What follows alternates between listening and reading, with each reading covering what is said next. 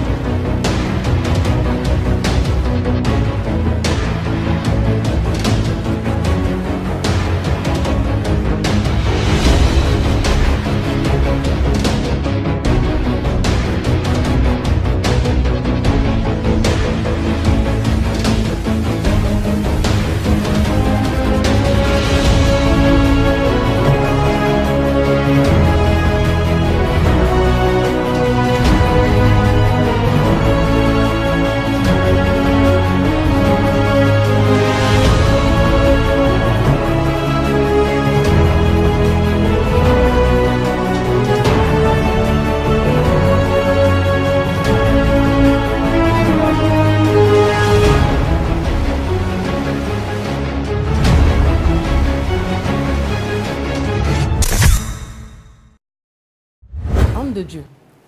Nous voulons parler maintenant du corps du Christ. Que pensez-vous des pratiques qui se font en ce moment dans l'Église? En fait, comme je venais de vous dire, on est sorti de quelque part.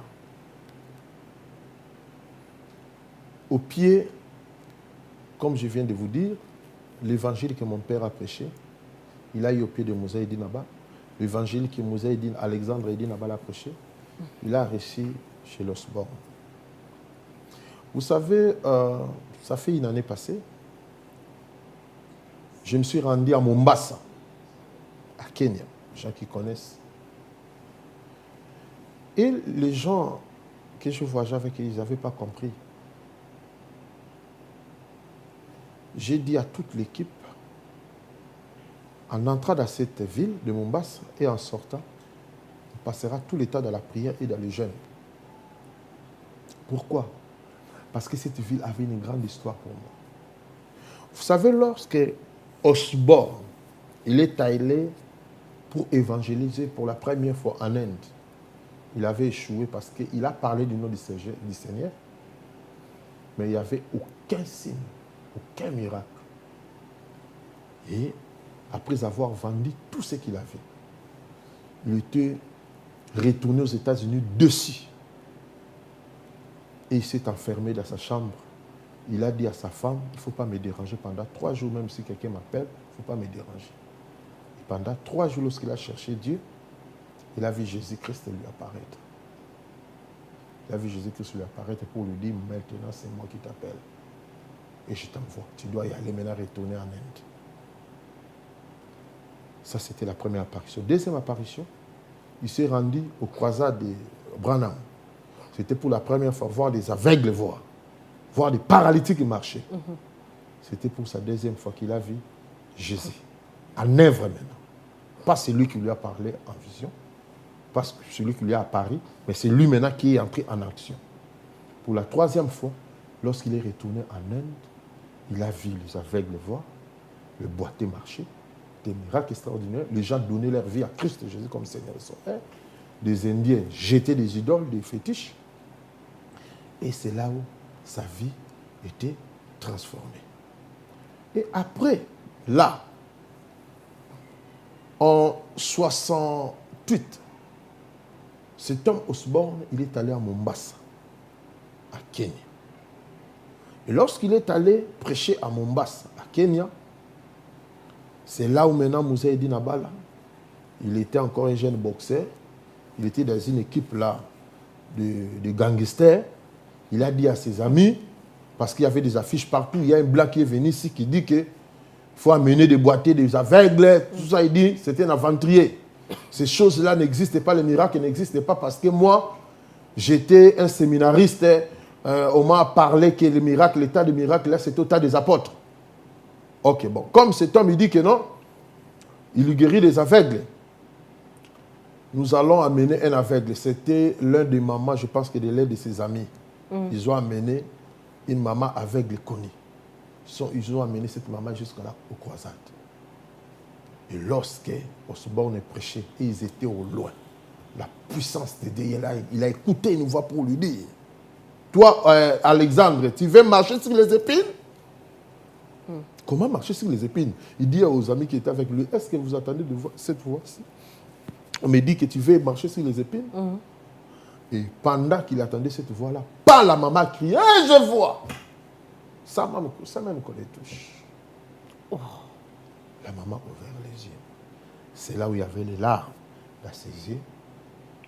Il a donné sa vie au Seigneur Jésus-Christ. En fait, à cette époque, ils étaient à 3. Lui, Moussa Edi Nabala, il est sorti au Congo non, c'était en 58, pardon. C'était en 58. La croisade, c'était en 58. Osborne est sorti au Congo à 67. À 58, il se s'est converti à 58. Et à 67, il est sorti au Congo. L'un de ses amis qui a été visité par Dieu, il est allé à Ouganda. L'autre ami d'Osborne, il est resté en Kenya. C'est ces 3 personnes qui ont enflammé l'Afrique centrale. Donc, l'un à Ouganda, l'un au Kenya, et Moussa Edi Nabala, il est retourné ici. Maintenant, quand je me suis rendu, écoute bien l'histoire, à Mombasa, je parlais sur cette doctrine-là qu'on vient de parler, c'est le royaume de Dieu. Le message qui élève Christ comme le seul roi, comme le véritable Dieu, comme le véritable Seigneur qu'on doit adorer. Et que sa royauté est manifeste. Il y avait un papa qui est arrivé le dernier jour de Marie. Et ce jour-là, après avoir prêché, le Saint-Esprit me dit, aujourd'hui, les gens, ceux qui ont des problèmes, ceux qui ne marchent pas, même des aveugles et des sourds, qu'ils passent seulement sous ton ombre, ils seront guéris. Le Saint-Esprit dit à vous. M'a dit, après avoir terminé à prêcher. Et il y avait un homme, il y a des images, hein, parce que mon caméraman là, il est là, c'est lui qui m'avait accompagné, il a filmé tout ça. Il est témoin. Il y avait un homme qui avait un boss là, comme on dit chez nous, Kunki. Passé dans l'ombre, l'homme est devenu tout droit. Vous avez imposé la main? Pas posé, passé dans l'ombre. Et il y avait un autre, c'était un paralytique. Hein? On l'a amené, on l'a déposé seulement là où était mon ombre. Le paralytique s'est levé, commencé à marcher. Les aveugles n'en parlent pas, des sourds n'en parlent. Le vieux qui était à côté, parce que depuis que j'ai commencé à prêcher, il ne bougeait pas. Tu sais, ces anciens papas-là, ils sont tellement optimistes par rapport à tout ce qui se passe aujourd'hui à cette génération pour revenir dans votre question. Voilà. Ils sont tellement... Ils sont là seulement pour... quelque chose pour... Et le papa commençait à pleurer. J'ai dit, mais c'est papa, depuis que je commence à prêcher, il est là seulement, il faisait qu'il me regarde. Mais Seigneur commence à pleurer comment? C'est à la fin maintenant, lorsque le couple là qui m'avait invité, on s'est rendu au bureau, et le papa a pris la parole pour dire. Il dit, si vous m'avez vu, moi, un vieillard pleurer, parce que j'ai vu les premiers laits qu'on m'avait donnés. Le premier lait. Quand tu dis le premier lait, le premier évangile. Ah, d'accord. Ça veut dire, le papa était l'un des fils de l'Amila de Moussa Edi Nabala qui a mené, Moussa Edi Nabala qui a mené l'évangile au Congo, maintenant l'un de son amis qui était resté au Kenya. Ses premiers fils qu'il a fait sortir dans l'évangile, quand ils ont rencontré là dans le croisade d'Osborne, quand ils ont commencé à prêcher, donc parmi les premiers fils, c'est le seul vieux qui est resté. Et j'ai eu la grâce de raconter ce vieux-là. Il dit, le premier lait qu'on nous a donné à cette époque. Quand tu as connu le Seigneur. Il a dit, il n'y avait pas à cette époque-là des instruments ou des guitares. Oui, oui. On a mené des foules liées. Rien qu'en chantant, en acclamant pour le Seigneur.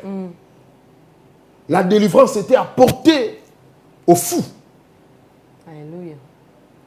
Les gens revenaient dans leur bon sens.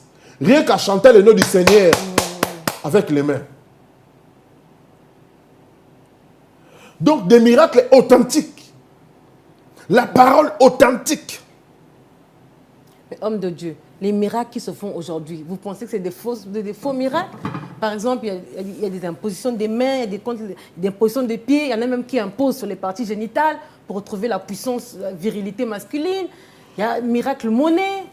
Je ne sais pas, il se passe des choses bizarres. Les gens boivent, on te donne le serpent pour guérir en Afrique du Sud. Non, en fait, c'est des miracles qui doivent s'opérer ou bien vous condamnez ça, vous encouragez, qu'est-ce que vous en pensez? Quel est votre sentiment? Moi, j'aime ça. Vous aimez ça? Pourquoi j'aime ça? Pour maintenant, des vrais. C'est le moment maintenant de se faire connaître. Pour se différencier avec ces faux-là. Moi, j'aime. Parce que même à l'époque de Jésus, quand vous attendez des sadducéens, des escribes, des pharisiens, c'était des faussaires. C'était des faussaires. C'est eux qui ont tué Jésus. Parce que Jésus est venu dévoiler leur système. Vous avez la clé de la connaissance. Et vous êtes là dans la porte du royaume. Vous-même, vous n'entrez pas. Et vous empêchez. C'est là qui ont la volonté d'y entrer. Pour ne pas y entrer, pour connaître la connaissance. Tous ces gens-là qui font ça, ils ont la connaissance de vrai Dieu, de vrais miracles. Ils connaissent. Ah bon? Mais ils cachent ça. Il faut maintenant les choses qui leur montent à la tête. Et pourquoi donc? Non, parce que ce sont des envoyés du diable. Ce sont des envoyés de Satan. Ils doivent être là. Ces gens, ils doivent être là. S'ils ne sont pas là, alors nous, les autres avec notre Dieu, on fera la défi avec qui? Si Goliath n'était pas là, quel défi que David fera? Si Pharaon n'était pas là, quel défi que Moïse fera? D'accord. Dieu voulait se manifester en fait. Ça a un adversaire, ça a une autre puissance qui s'oppose. Écoutez, la Bible dit, Moïse jeta le bâton. Pharaon jeta aussi plusieurs bâtons à travers ce magicien. Mais à la fin, c'était le bâton de Moïse, le serpent de Moïse qui a avalé les deux autres serpents du Pharaon. Les autres serpents. Mais lorsque des serpents étaient là, et les serpents de Moïse et les serpents de Pharaon étaient appelés tous serpents. On ne pouvait pas distinguer quel est le vrai serpent. Non, et tous c'était des serpents. Il faut que les faux soient là. Ça nous encourage de chercher Dieu. Ça nous encourage de dire à ce Dieu-là, si c'est toi réellement, Jésus, tu es le même hier, aujourd'hui, éternellement, qui a travaillé avec nos pères Sikatinda, qui a travaillé avec des Moussa et Dinabala, qui a travaillé avec des Osborne, qui a travaillé avec des Branham, qui a travaillé avec des Paul, qui a travaillé avec des Pierre. Si tu es le même, alors agis. La Bible parle de Simon le magicien. La Bible dit Philippe, lorsqu'il est arrivé en Samarie, il y raconta un homme, un mouvement. Cet homme s'appelait Simon. La Bible dit depuis le plus petit jusqu'au plus grand. Il disait que cet homme a la grande puissance. C'est la grande puissance de Dieu. Il faisait étonner du petit jusqu'au grand par ses puissances. Mais la Bible dit, lorsque Philippe y arriva dans cette ville de Samarie, il annonça la bonne nouvelle du royaume et le nom de Jésus-Christ. Après avoir annoncé la parole, il y mena des miracles authentiques. Alléluia. Des aveugles voyaient, des boiteux marchaient, des sourds entendaient, des sourds muets parlaient. La Bible dit, et lui-même, les Simon, les magiciens. C'est ces jours-là que les gens ont découvert que eux, ils ne travaillaient pas avec la puissance de Dieu. Vous étiez un magicien. Il était un magicien. Des faux doivent être là. Des faux doivent être là.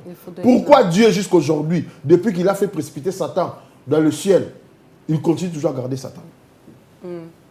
Pourquoi? Mais pour montrer sa puissance, hein, pour montrer qu'il est Dieu. Alléluia. Seigneur. Le jour où il dira à Satan, c'est fini. Mais l'histoire est finie, non? Le match est fini. Quel film que vous allez encore voir? Regardez. Ou quel spectacle vous allez encore regarder? Non. Il doit être là. Pour confirmer ceux qui sont de Dieu et ceux qui ne sont pas de Dieu. Parce que, imaginez Jésus lui-même, on l'appelle le prince de Belzéboul. Mais ceux qui l'appelaient le prince de Belzéboul, or c'est eux-là qui égaraient le peuple. C'est la confusion que nous avons aujourd'hui à l'église. Des faux sont appelés de vrais, des vrais sont appelés de faux. Pourquoi? Parce que les gens, ils ont rejeté le Saint-Esprit. Quand on rejette le Saint-Esprit, alors on y entre dans toutes ces aventures-là qu'on est en train de faire. Parce que la puissance qui agit en nous, c'est le Saint-Esprit. Homme de Dieu, quelles sont vos relations avec tous ces hommes de Dieu-là? Ils vous acceptent, vous les acceptez, vous avez eu des relations de partenariat? Ça se passe comment? Non, en fait, nous sommes là pour prêcher la vérité, l'évangile. Prêcher la vraie doctrine. Oui. Dieu peut me dire, prie pour cette table. Qu'une personne vienne là, touche la table. Il touche, il est guéri. Mais cela ne veut pas dire que ça devient maintenant une habitude. Une habitude. Pour que les gens maintenant commencent à venir s'agenouiller. Ah, j'étais guéri ici. Ça devient maintenant l'idolâtrie. Alléluia. Vérité. On croit au mouvement du Saint-Esprit. Le Saint-Esprit peut faire tout ce qu'il veut. Mais là où il y a l'Esprit, l'homme de l'Esprit Saint, ce qui fait ça, les gens ont abandonné le Saint-Esprit. Les gens n'aiment plus le Saint-Esprit. Ils aiment quoi? La facilité. La facilité. Même Jésus, le pouvoir qu'il a donné à ses disciples dans Luc 9 et dans Luc 10, ce n'était pas permanent. Dans Luc 24, 49, il leur dit, restez encore dans la ville, jusqu'à ce que vous serez revêtis de la puissance d'en haut. Dans Actes chapitre 1, verset 8, il a dit, vous recevez une puissance. Le Saint-Esprit se reviendra sur vous et vous serez mes témoins en Jérusalem, à Samarie, jusqu'aux extrémités de la terre. Mais j'étais les disciples. Ils connaissaient Jésus, ils ont vu les miracles. Ils ont expérimenté des premiers miracles quand les a donné le pouvoir. Mais ce n'était pas permanent. Il fallait que celui qui est mort à la croix descende dans le séjour des morts, qu'il monte encore, comme j'ai dit au début, dans Actes chapitre 1, restant encore 40 jours, en train de les enseigner sur la royauté, sur le royaume de son Père, pour leur montrer, quand vous entendez parler du royaume de Dieu, c'est moi, Jésus, qui est roi dans ce royaume-là. Et c'est moi qui est venu remettre la royauté que l'homme a perdue au jardin d'Éden. Voilà pourquoi je devais mourir, verser mon sang, pour que tout celui qui croira, boira ce sang-là, mangera cette chair-là, ressuscite aussi. Comme la Bible dit dans Colossiens chapitre 3, verset 1. Nous sommes ressuscités avec lui. La Bible dit dans Éphésiens chapitre 2, verset 1. Vous tous, vous y étiez morts par vos offenses. On était tous morts par nos offenses. Dans Éphésiens chapitre 2, verset 1. Mais dans Colossiens 3, 1, la Bible dit, nous sommes ressuscités avec Christ. Et il les a dit, vous devez attendre ce que mon Père a promis. Et ils ont attendu. Et la Bible dit, Jésus a commencé à monter. Ils avaient les regards fixés au ciel. Un ange les apparaît pour leur dire, pourquoi vous regardez? C'est Jésus de Nazareth qui vient les montrer au ciel. Ils revenaient de la même façon. Mais quant à vous, retenez la chambre haute pour aller attendre ce que vous avez dit. Qu'est-ce que vous avez promis? De recevoir. Le Saint-Esprit se viendra sur vous, il vous donnera la puissance. Aujourd'hui, les gens n'aiment plus le Saint-Esprit. Les gens sont déconnectés du Saint-Esprit. Là où il n'y a pas le Saint-Esprit, tu vas forcer les choses. là où il n'y a pas le Saint-Esprit, tu vas créer des stratégies humaines. Pour voir des miracles, tout ça. Là où il n'y a pas le Saint-Esprit, ça sera des spectacles. Il y en a qui font le mouchoir, ils tombent, ça c'est bien, c'est normal. Non, en fait, des mouchoirs tombés. Écoutez, je vous dis, ne limitons pas l'action du Saint-Esprit. Ne limitons pas l'action du Saint-Esprit. Tout à fait. Le Saint-Esprit est ouvert, il peut tout faire. Même les miracles monnaie aussi. Monnaie, ça veut dire? Les miracles monnaie, c'est-à-dire que l'argent apparaît dans les poches des gens, dans les comptes en banque, c'est ce qu'on nous dit. Non, écoute. Dieu, avec le Saint-Esprit, il peut tout faire. Mais ne confonds pas avec des faux. Moi, je crois à la puissance de Dieu jusqu'au-delà de l'imagination humaine. Je crois à ça. Parce que lui-même, Jésus avait dit, vous ferez des miracles, vous qui croyez en moi, vous ferez des miracles, mais plus que même ce que moi j'ai fait. Plus que ce que moi j'ai fait, il n'a pas mentionné qu'est-ce que vous allez faire. Ou pas. Mais le problème en est, j'ai donné cela une illustration. Pharaon a jeté un bâton, s'est transformé en serpent. D'autres bateaux, là, tout c'était des serpents. Quand on regardait, tout c'était des serpents. Mais il y avait des serpents de Dieu, il y avait des serpents de diable. Donc pour dire que quelqu'un peut prendre aussi le mouchoir. J'étais comme ça par la puissance de Dieu, les gens peuvent tomber, mais je crois à ça. C'est possible. Mais c'est lui aussi qui a la puissance diabolique. Il peut aussi faire élever le mouchoir aussi, faire tomber. Mais dans tout ça, ce qui est important, c'est le Saint-Esprit. Parce que c'est le Saint-Esprit seul qui sonde les profondeurs de Dieu. Alléluia. Voilà pourquoi la Bible dit, le livre des Corinthiens, c'est des choses que l'œil n'a jamais vues, l'oreille n'a jamais entendu, des choses qui n'ont jamais monté même dans le cœur de l'homme. Mais Dieu a préparé ces choses pour ceux qu'il aime. Car nous, il nous a révélé à travers l'Esprit. Car l'Esprit sonde même les profondeurs de Dieu. Donc des choses que l'œil n'a jamais vues, l'oreille n'a jamais entendues, tu ne peux pas expérimenter ça par l'Esprit charnel, que par l'Esprit qui peut faire de telles choses. Dis-moi, quand on dit des choses que l'œil n'a jamais vues, l'oreille n'a jamais entendu, ce qui n'est jamais monté dans le cœur de l'homme.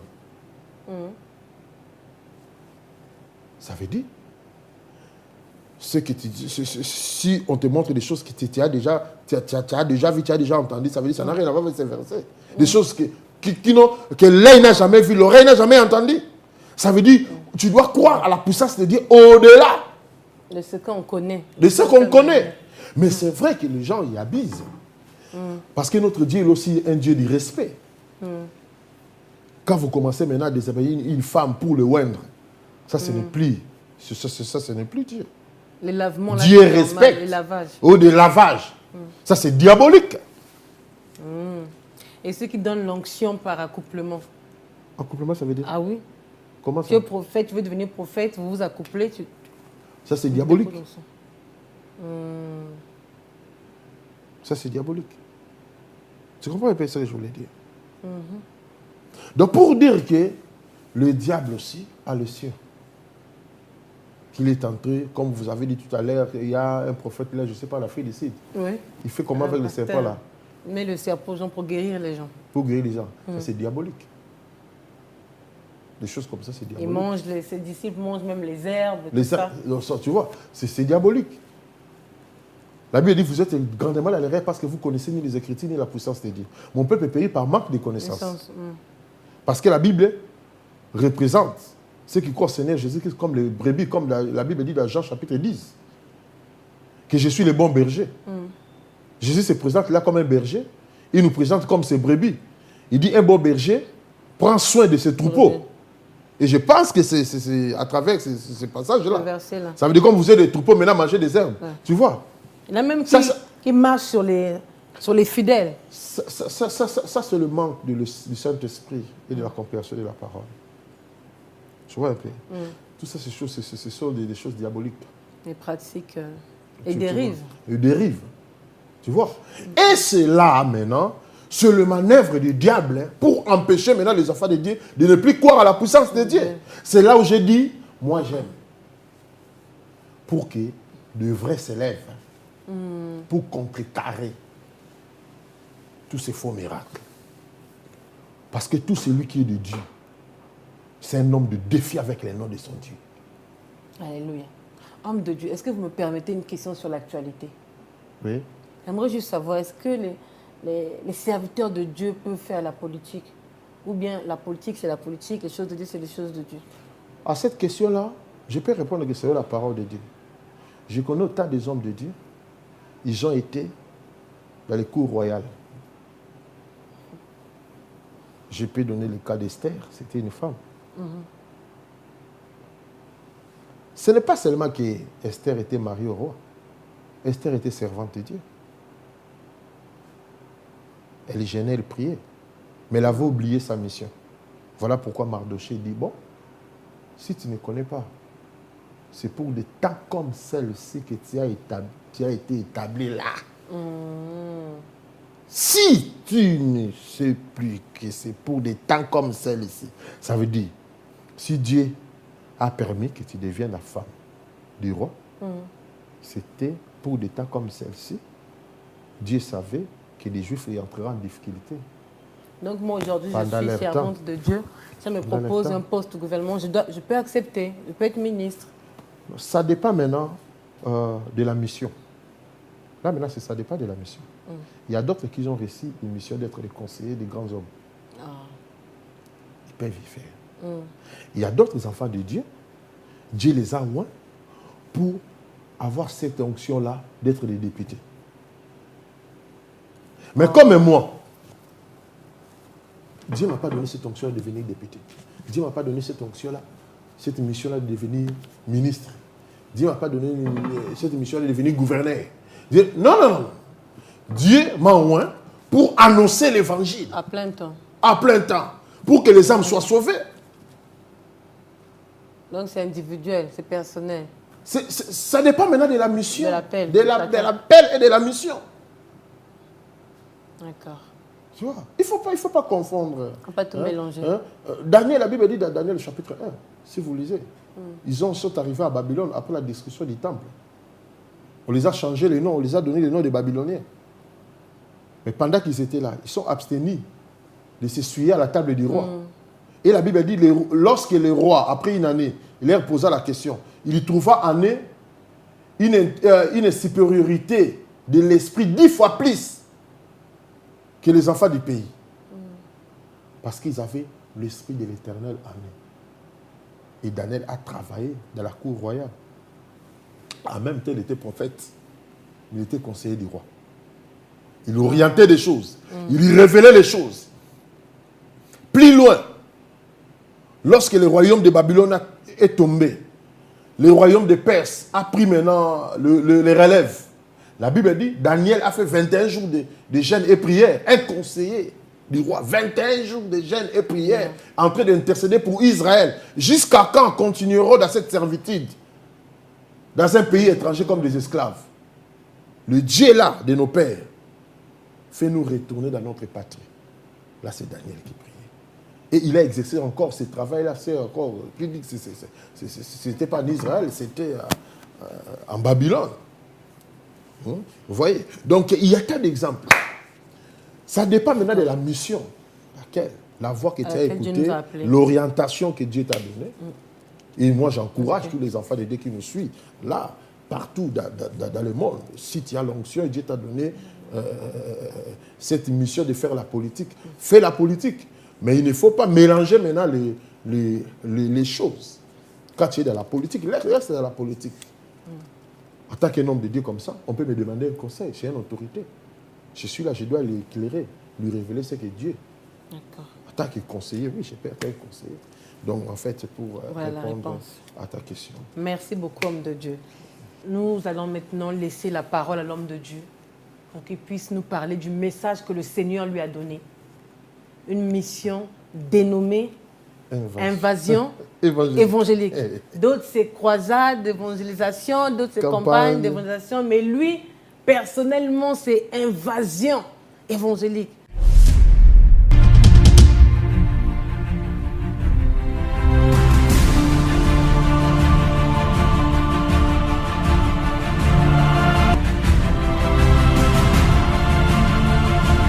Le Dieu de la Bible, o Deus da Bíblia, Pour opérer le miracle, Para operar o milagre, ça ne nécessite pas 21 jours. não precisa de 21 dias, não. Je te déclare Eu te declaro, aujourd'hui, hoje, pas 2 jours, não 2 dias, pas 3 jours, não 3 dias, mais aujourd'hui, mas la hoje, journée d'aujourd'hui, no dia de il hoje, y a un miracle dans ta há vie. milagre na sua vida. Il y a un miracle. Há milagre. Il y a puissance surnaturelle Há poder sobrenatural qui changera toutes les choses ce soir dans ta vie. que vai mudar todas as coisas na sua vida.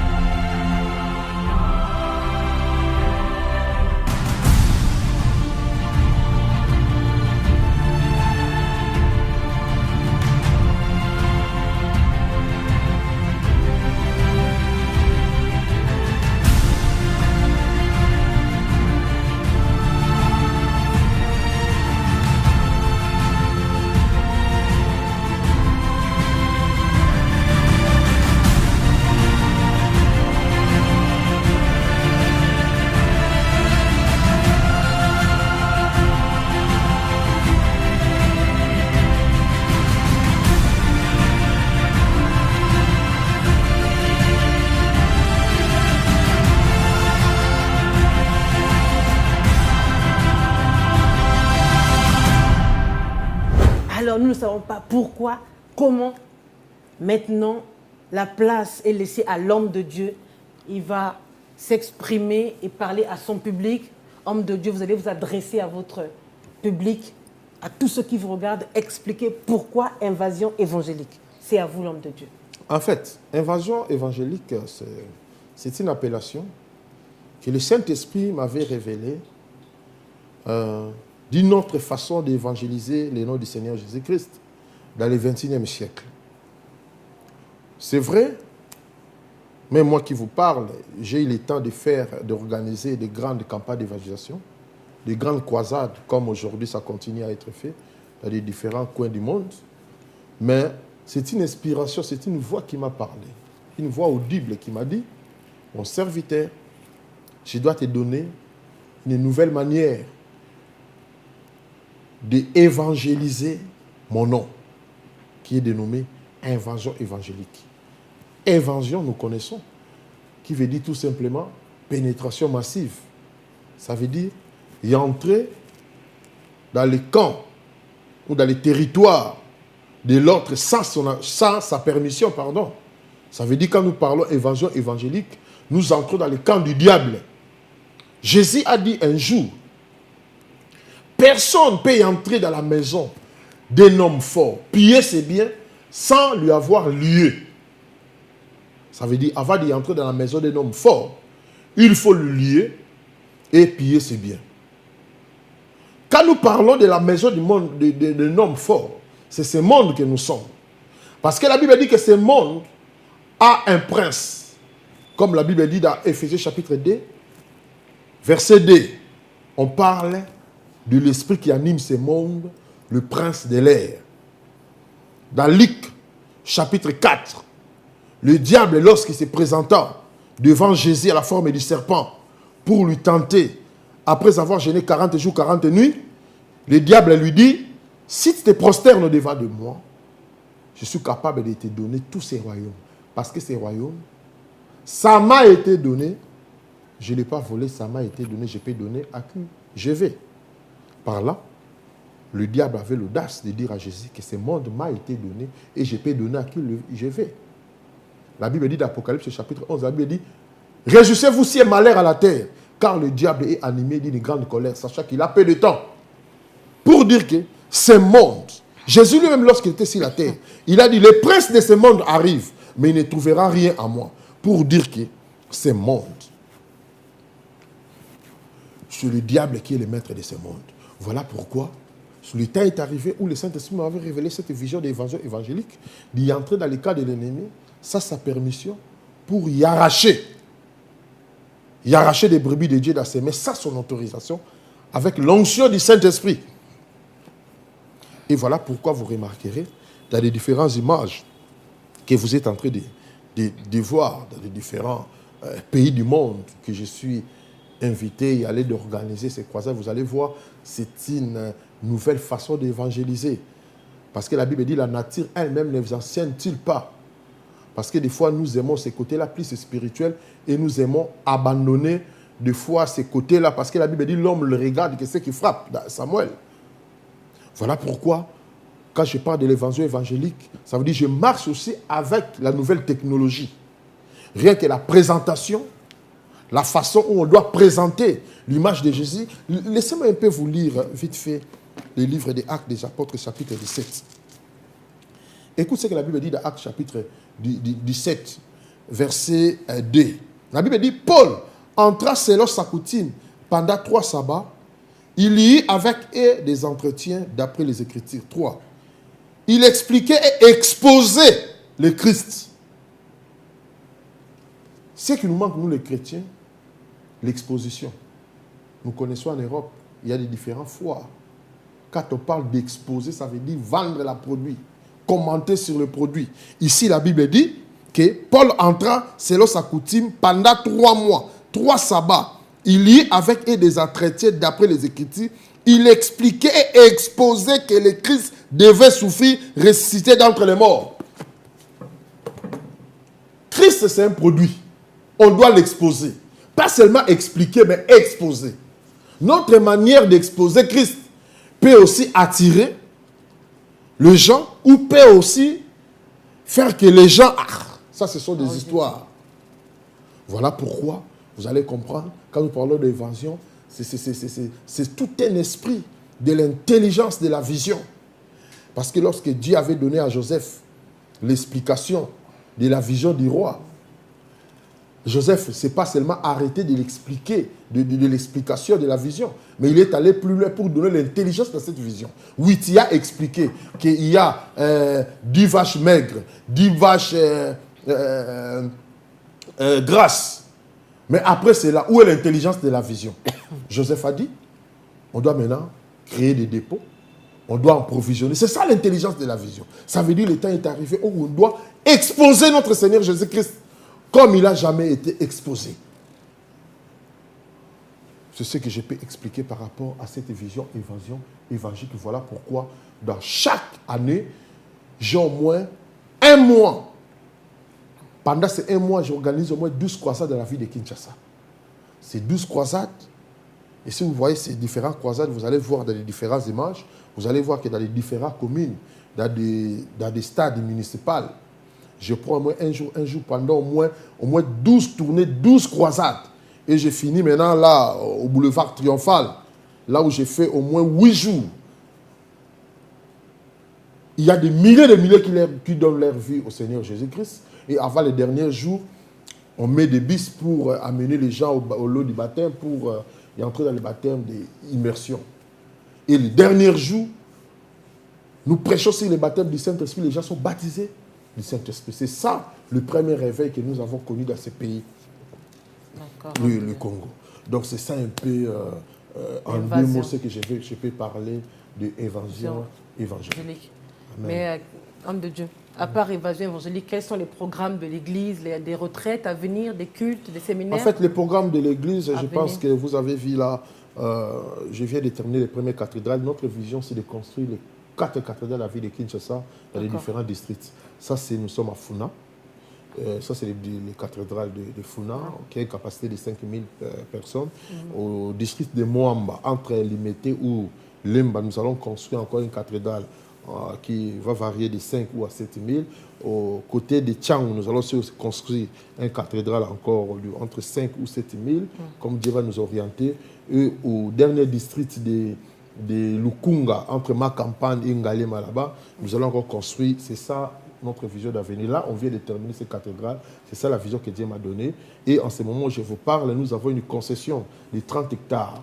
Ça veut dire que c'est là où maintenant nous allons construire notre grand temple de 83 000 places. Où ça? Après l'aéroport Ensélé. Donc en ce moment, on est en train de créer d'abord des sites de prière. C'est comme une montagne, donc chaque fois on va commencer à monter. Ça veut dire tous ces cathédrales, il faut commencer à se réunir maintenant une fois par mois, où là où nous allons commencer à rester au moins une semaine, où je vais commencer à enseigner et passer dans la présence de Dieu. Mais chaque dimanche, tous ces cathédrales vont commencer à se réunir dans les cathédrales. C'est ça pour le moment. Et la vision, nous avons même prévu même des bis. Des bis. Bientôt, là, on aura au moins 300 bis. Ça sera gratuit pour tout le fidèle, pour les faciliter, pour les amener de l'autre côté. C'est ça un peu notre vision aux côtés de Kinshasa. Côté Angola, je viens déjà de terminer un grand bâtiment administratif. Un cadre qui rassemble au moins plus de 5000 personnes à Luanda. Et là, nous avons vu la vision. Je venais de faire une exposition à Grand Hôtel de Pixana, les gens qui connaissent l'Angola. Un temple qui va contenir 20 000 places. En Angola, voilà pourquoi tout le temps je suis entre Kinshasa et Angola. Au Mozambique, je venais de là. Là, nous avons érigé un temple qui reçoit au moins 7000 personnes. Et là, je dois y aller au mois de décembre pour mettre la première pierre pour construire un temple de 10 000 places au niveau de Mozambique. C'est ça un peu des différents projets. Et là, fin décembre de cette année, je dois être au Gabon pour mettre la pierre et pour lancer la construction de là où nous avons eu notre grand terrain au niveau du Gabon. En fait, ça, c'est un peu de différents côté, des différents projets. Vous faites des consultations aussi? Vous recevez les gens ici?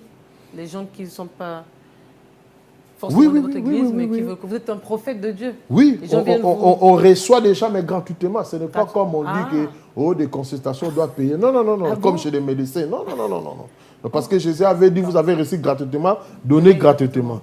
Des jours où fera l'objet de notre émission alors. On va encore se retrouver pour en parler. C'est la prochaine fois, on va se retrouver. Amen. Donc, peuple de Dieu, nous sommes arrivés à la fin de notre émission. C'est vrai qu'il y avait beaucoup de choses à dire. L'homme de Dieu avait vraiment à cœur de parler au peuple de Dieu, des pratiques qui se font. Il a beaucoup de choses à dire, mais chaque chose bonne a une fin. Donc, nous sommes arrivés à la fin de notre émission pour aujourd'hui. Mais l'homme de Dieu, par la grâce de Dieu, nous nous reverrons et nous allons encore parler de ces choses. Homme de Dieu, un mot de la fin pour clôturer cette émission? Un mot de la fin que je peux dire au peuple de Dieu. Aimez le Saint-Esprit. Jésus a dit dans Jean 16, « Je ne vous laisserai pas orphelins, je vous enverrai un autre consolateur, l'Esprit de vérité. Lorsqu'il viendra, il ne parlera pas de lui-même. Il me glorifiera. Il prendra tout ce qui est à moi et il vous annoncera et il vous rappellera toutes choses que je vous ai enseignées. » Aimez le Saint-Esprit. La Bible dit dans Romains 8 que l'Esprit nous aide à nos faiblesses. Il intercède pour nous des soupirs inexprimables. Voilà pourquoi Jésus a dit même à la femme samaritaine, dans Jean 4, 24, l'heure est venue, est déjà arrivée, où Dieu cherche les vrais adorateurs qui l'adoreront en esprit et en vérité. Dans des siècles comme celle-ci, corrompus, on peut s'en sortir en ayant le Saint-Esprit en nous. Voilà pourquoi soyez bénis au nom du Seigneur Jésus-Christ de Nazareth et on va se retrouver prochainement. Alléluia. Merci, homme de Dieu, de m'avoir reçu. C'est moi qui vous remercie. Je remercie toute vous êtes déplacé de Paris jusqu'ici. Alléluia. Depuis Paris, nous sommes venus de Paris pour rencontrer le célèbre homme de Dieu, prophète Némassi Katena. Le célèbre, c'est Jésus-Christ de Nazareth. C'est lui qui fait de nous. Amen. Oui, oui. Merci vraiment, c'est un grand honneur. Amen. Nous vous remercions de la part de toute l'équipe, Possiblement Vôtre. Donc, je salue notre l'ancien Sébastien S, qui est le producteur de notre émission Possiblement Vôtre. Je salue donc toutes les équipes de Possiblement Vôtre là-bas en France. Que Dieu vous bénisse. Je vous dis à bientôt. Nous vous disons shalom.